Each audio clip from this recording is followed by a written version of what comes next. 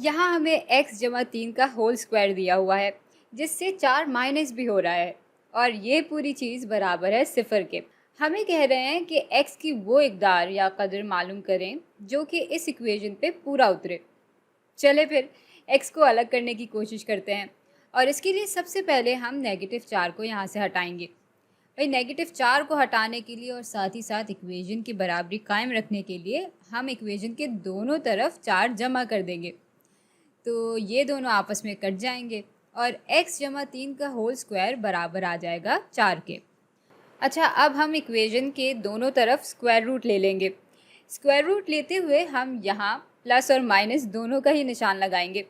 ऐसा करने की वजह यह है कि जब हम किसी चीज़ का स्क्वायर लेते हैं तो जवाब पॉजिटिव में ही आता है, भले अंदर नेगेटिव डालें आप या पॉजिटिव कदर डालें। जैसे यहाँ नेगेटिव 2 का स्क्वायर लेंगे तब भी पॉजिटिव 4 मिलेगा, पॉजिटिव 2 का स्क्वायर लेंगे तब भी पॉजिटिव 4 मिलेगा। तो ये कदर नेगेटिव भी हो सकती है और पॉजिटिव भी हो सकती है, तो इसलिए हम दोनों ही सूरत हाल पे गौर करेंगे। x जमा 3 पॉजिटिव 2 के बराबर भी हो सकता है और x जमा 3 नेगेटिव 2 के बराबर भी हो सकता है। इसको हल करने के लिए हम इक्वेशन के दोनों तरफ से 3 माइनस कर देंगे, यूँ x बराबर हो जाएगा नेगेटिव 1 के। और इसको हल करने के लिए भी हमें 3 इक्वेशन के दोनों हिस्सों से माइनस करना होगा। यहाँ फिर x बराबर आ जाएगा नेगेटिव 5 के। इन दोनों ही इकदार को जब हम इस इक्वेशन में डालेंगे तो हमें जवाब में 0 मिलेगा। अब आते हैं दूसरे सवाल पे। यहाँ पूछ रहे हैं कि किन दो इकदार पे ये फंक्शन x एक्सिस से जाकर मिलता है। फंक्शन में f ऑफ x बराबर है x माइनस 2 के होल स्क्वायर माइनस 9 के। जब ग्राफ x एक्सिस से जाके मिलता है तो भाई y बराबर हो जाता है 0 के।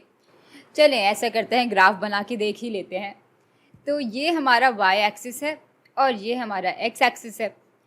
तो अब ग्राफ x एक्सिस से जहाँ भी गुजरेगा तो उस नुक्ते पे y की कदर तो 0 के ही बराबर होगी। यूँ फिर हम x माइनस 2 के होल स्क्वायर माइनस 9 को 0 के बराबर रखेंगे। चले x को अलग करते हैं ताकि x की कदर हमें मालूम हो पाए। इक्वेशन के दोनों तरफ हमें 9 को जमा करना होगा, यूँ ये दोनों आपस में कट जाएंगे और x माइनस 2 का होल स्क्वायर बराबर आ जाएगा 9 के।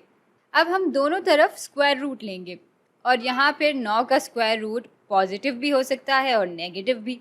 इसको हल करेंगे तो x माइनस 2 फिर बराबर आ जाएगा या तो नेगेटिव 3 के या पॉजिटिव 3 के। चलें इनको हल कर लेते हैं। यहाँ भी x को अलग करने के लिए हम इक्वेशन के दोनों तरफ 2 जमा करेंगे और यहाँ भी ऐसे ही करेंगे। यहाँ x बराबर आ जाएगा 5 के और यहाँ x बराबर आ जाएगा नेगेटिव 1 के। तो भाई x की इन इकदार पे ग्राफ x एक्सिस से होकर गुजरेगा।